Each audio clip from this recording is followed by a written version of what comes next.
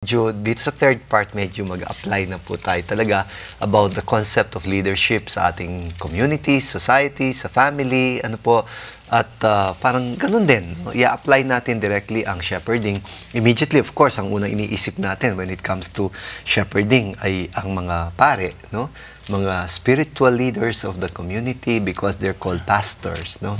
Even in the Protestant tradition, malakas yung idea ng pastor. Kaya pastor ang tawag sa kanila. Actually sa Amerika, even the Catholic parish priests are called pastors. No? Who is your pastor? Dito sa atin sa Pilipinas, pag sinabing pastor ako sa Holy Rosary Parish, bakit? Protestante ka ba? Yung gano'n, no? It's a general, it's a universal title for the leaders of the church, no? Because our task also is shepherding, no? Kaya lang, parate, nire-remind namin ang aming sarili na we don't own the flock, di ba? That's true. Ito napaka-importanting concept na nakikipastol ka lang. Nakikipamastol. Ginawa nating ano yan di ba? Sa Pampanga, ginawa ho naming slogan sa aming pastoral planning, no? Oo, napastulan tayo at ngayon sumasama tayo, nakikipamastol tayo, no? Sa tunay na pastol. The sheep belong to him, no? So dito i-apply natin, no, in terms of spiritual and moral leadership, in terms of political leadership, lalo na panahon po ng halalan, no? We have to be also discriminating about sino ang ihahalal natin. Kasi ito bang mga ihahalal natin is their heart for the flock, for the sheep, really? O baka mayroong pansariling interest.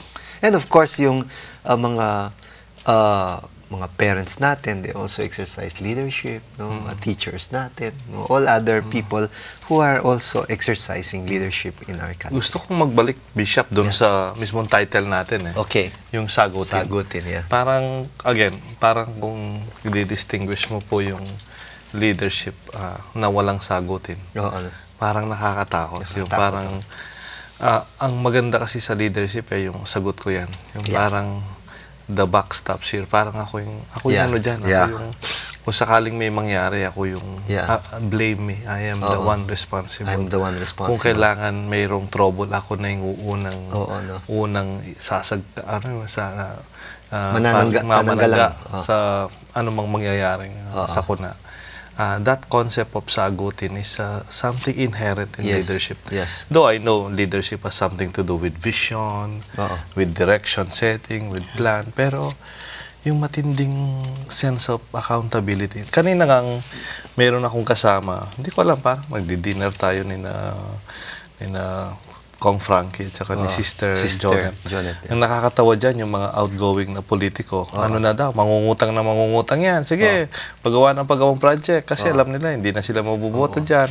Tapos yung utang na iuniwan nila sa next administration, sa susunod na administrasyon. Yung para bang, nasan yung sagutin doon? Yung para bang, maganda nga yung parang, yung bill ipadala sa bahay nila.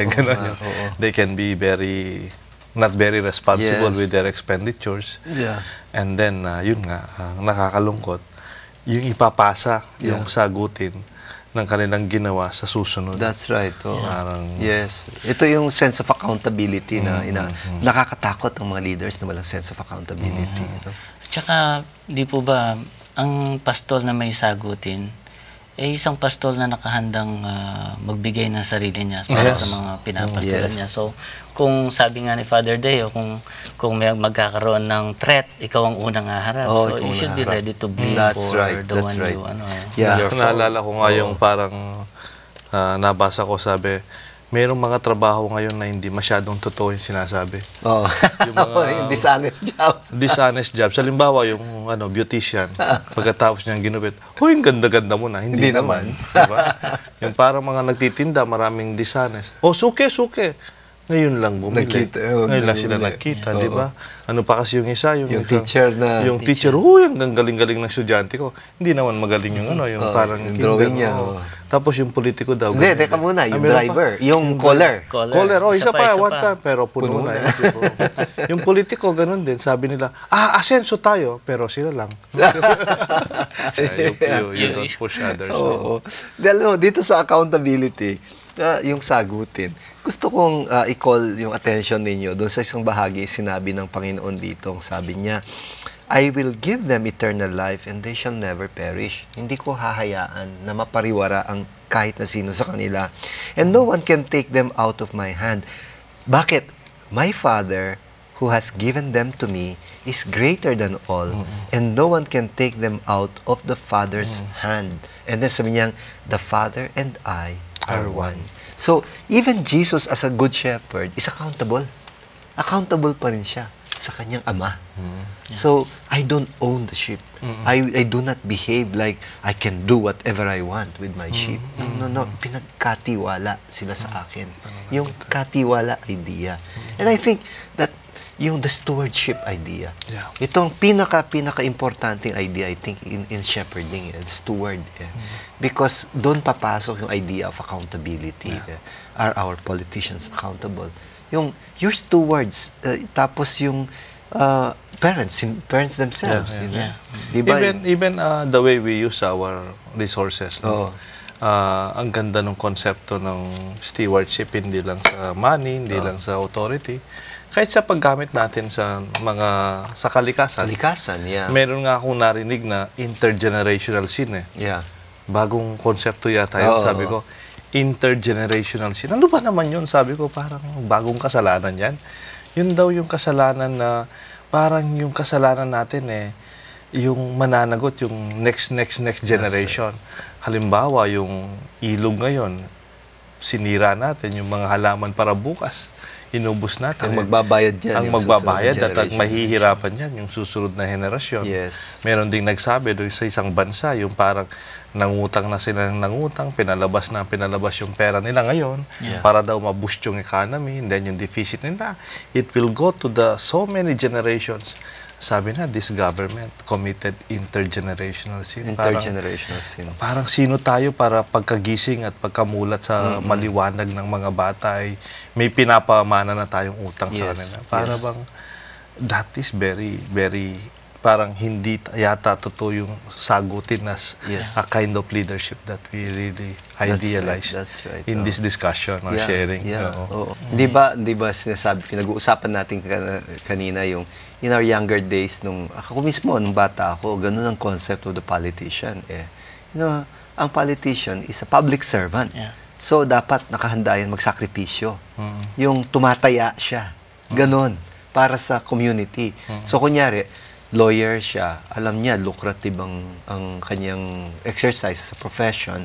Pag pumasok siya sa politika, maghihigpit siya ng sinturon. Kasi, para sa bayan. Parang ganun, ha?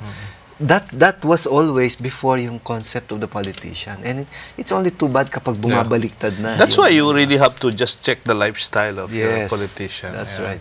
You just have to check the lifestyle and the way they, para kung minsan pinipigilan pa nga yung luxury nila para hindi mahalata masyado. Right. But it will really show. It will really show. And I'm sure it does not match, sabi nga yun, it does not match if you only look at the source ng pagiging government leader versus the way they live their lives. Sometimes it's very, very sad. Alam mo, Father Deo, maganda ring i-emphasize natin na we have very many good public servants. People in government na kahit hindi, not necessarily politicians or elected officials, no? Mga, remember ang yumaong si Bongko Din, yung dating budget officer? Oh my goodness, nung I remember, noong minsan, meron kaming parang yung group tour at ako magiging chaplain, parang spiritual director doon sa grupo. And sabi ng travel agent, sige, submit nyo yung mga documents niyo dito sa opisina namin.